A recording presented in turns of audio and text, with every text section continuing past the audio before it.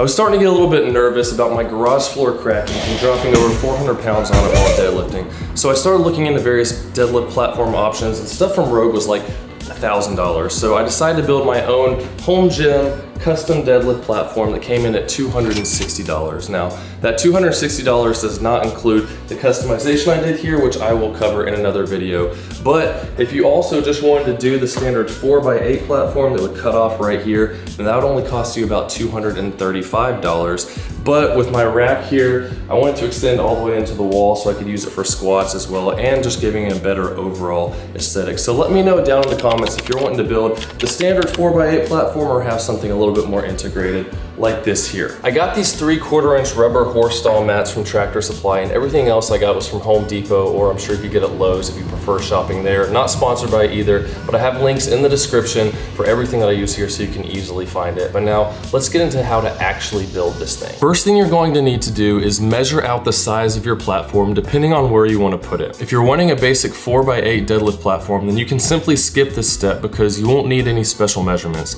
You'll basically end up with 4x4 sheet of plywood in the middle with two 2x4 sheets of rubber mats on the sides. But for mine, with having it extend into my Rogue rack, I need to first measure the width of the rack as well as how far from the rack to the wall to extend my plywood back. The width inside the rack is 43 inches, so I decided to make my whole sheet of plywood more narrow so that it would be a solid piece of plywood all the way back for a solid look, rather than having to notch it inward from 48 inches to 43 inches and have it look like a Tetris piece. This also ended up adding an extra 2.5 inches to each of my rubber mats to make up for the 5 fewer inches on the plywood width. The platform is a two-step process, with framing out the base with 5x8 inch and OSB plywood, and then screwing in the main hardwood piece and rubber mats to that base. For a standard 4x8 foot deadlift platform, you don't need to do any cutting on the 5x8 inch base plywood. My platform was a bit more expensive because I had to buy a second piece of the plywood so that I could cut out the insert inside my rack, which ended up being 43 by 25.25 inches. After cutting the base plywood, we took all the base pieces out back and used the black spray paint to paint around the edges of both pieces of plywood so that it would have a nice finished look in the end that would blend in with the rubber mats. Next up was to cut the main hardwood platform. I was gonna get a piece of maple plywood, but my store was out of it, so I ended up going with a 3/4 inch piece of plywood made of birch wood, which I'm really happy with because the wood grain pattern turned out really awesome in the end. But with whichever type of plywood you decide to go with, just be sure to get a 3/4 inch piece so that it will be even with the height of the 3/4 inch rubber mats for a nice flat surface across your platform. And if you're doing a basic deadlift platform, you simply need to cut your plywood in half so that you'll have two 4x4 pieces of plywood. Mine, however, ended up being 43 by 73 inches. After that, I spent some time with an electric sander to get all the sides and top nice and smooth so it would be ready for the polyurethane coat that would come later in the process. After that, I wanted to make sure everything fit properly, so I brought in my extender piece of the 5x8 inch edge painted plywood, followed by the full size sheet after that. And I was really impressed with my 10-year-old daughter because she did a great job carrying around all the heavy wood with me throughout the process. So if you agree, throw a great job Izzy in the comments and I'll show her later. Then we brought in the birch wood to put on top, and it fit like a glove.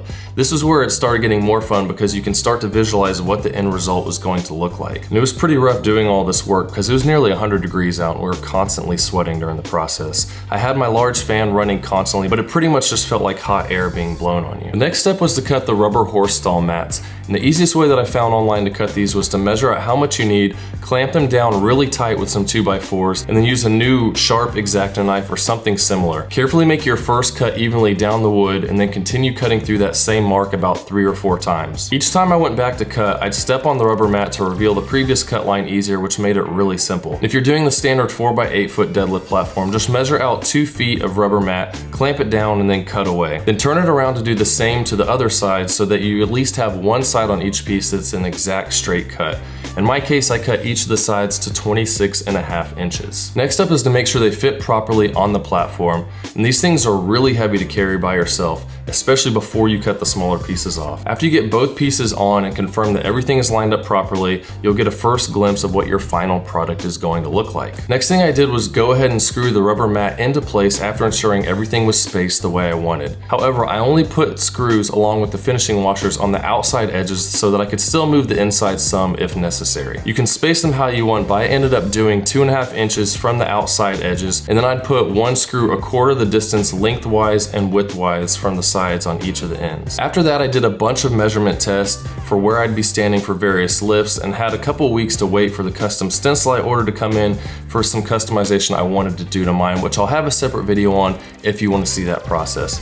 But next for me, after all the customization was done, was to give the birchwood one more good sanding to prep it for the polyurethane coating. I've been using the platform for a week already, and it had some black scuff marks on it from my shoes and my rubber weights, but some time sanding took all those marks away, no problem. Then I used my leaf blower to clean off the plywood, getting all that sawdust off, and followed that with a good scrub with some water to make sure that all the sawdust was clear of the plywood, making it ready for its polyurethane coating. I used the exterior clear semi-gloss, and I'm really happy with the final result. The small foam roller did the trick nicely, and after that first coat, you'll notice a huge difference on your plywood. After reading the instructions though, it did say not to use when it's over 90 degrees out and not to apply in direct sunlight. So, oops. That did make it dry pretty quickly when I was applying the first coat, and I could see where it didn't blend very well after the fact.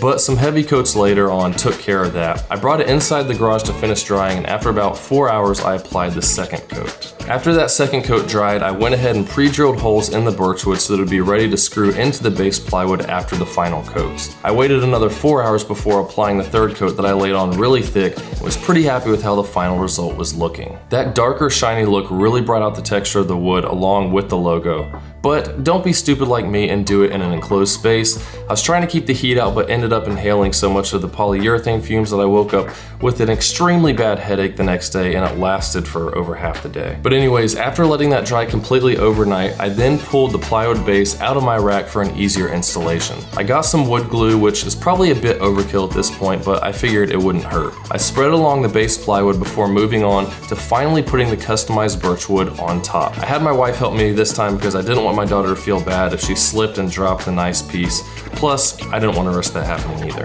After setting it into place and lining up all the edges, I started the final stage of installing all the screws and finishing washers into place on both the plywood and the rest of the spaces on the rubber mats. I ended up with 8 screws in each of the rubber mats and 10 screws in the plywood for a total of 26 screws and finishing washers. If you're doing the basic 4x8 foot platform, then you'll only need 8 screws in the plywood spaced the same way that you decide for your rubber mats. After that, we simply pushed the completed platform into place, and I must say that I am extremely happy with the final result. It really makes my garage feel even more like a legit gym and makes it more exciting to go out there and lift, which will be even more exciting once the temperature gets down below the 90s again. So if you like the final product, then go ahead and hit that like button for me. And if I wasn't clear on anything, or if you have any questions about making your own platform, then post them down in the comments and I'll try to help you out the best I can there. With so many expensive pre-made options out there, it's really hard to beat the professional look of something like this for only around $250. But if this was helpful, hit that like button, comment with anything you want down below. @Camber Fitness is where I post a lot on Instagram, and I will see y'all in the next one. And subscribe.